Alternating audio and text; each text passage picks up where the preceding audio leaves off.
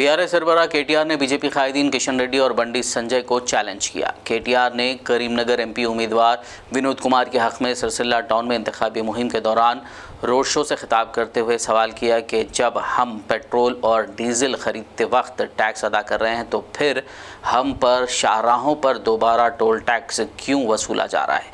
उन्होंने कहा कि अगर इस पर सवाल किया जाए तो बीजेपी लीडरों के पास जवाब नहीं रहता है। केटीआर ने कहा कि मरकज़ ने पिछले 10 सालों में गरीब आवाम के पास से सिर्फ पेट्रोल और डीजल पर टैक्स लगाकर 30 लाख करोड़ रुपए का रेवेन्यू इकट्ठा किया है, जबकि इस 10 साला दौरे हुकूमत में मरकज़ी हुकूमत पर इल्ज़ाम है कि उसने अपने दोस्तों अडानी और अंबानी को 14 लाख करोड़ रुपए का कर्ज माफ़ कर दिया है। केटीआर ने चैलेंज करते हुए कहा कि अगर बीजेपी कायदीन किशन रेड्डी और बंडी संजय या फिर कोई और बीजेपी कायद ये साबित कर सकता है कि उन्होंने जो कहा है वो गलत है तो वो कल सुबह तेलंगाना तल्ली के मुजस्समे के पास अपना इस्तीफ़ा दे देंगे। ఇంకో దిక్కేమో మన దగ్గర రోజు ముక్కు విండి నువ్వు ఎప్పుడు బండి తీసుకొని పెట్రోల్ బంక్ పోతే ముక్కు విండి వసూలు చేస్తారు.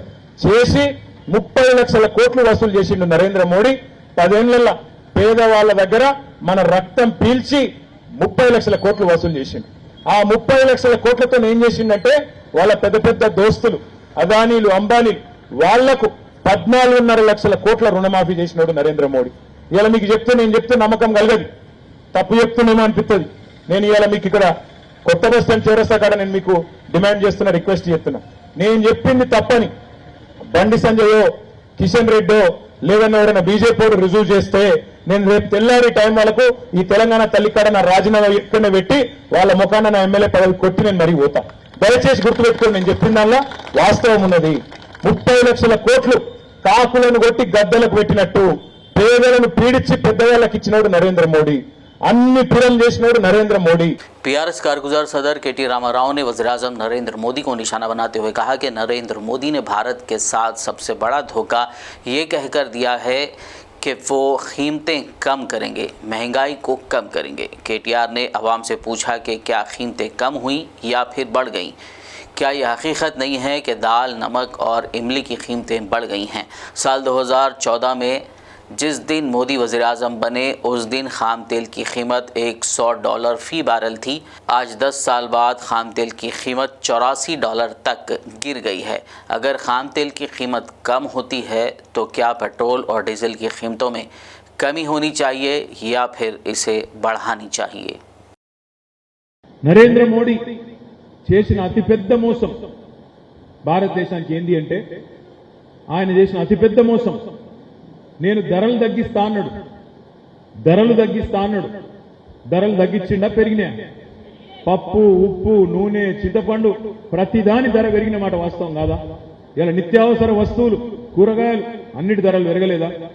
మీరు అనొచ్చు అన్న నరేంద్ర మోడీకి ఏం సంబంధం ధరల పెరుగుదలతోనండి. అది కూడా చెప్తా, ఒక్కసారి మనసుకి ఎక్కించుకోండి.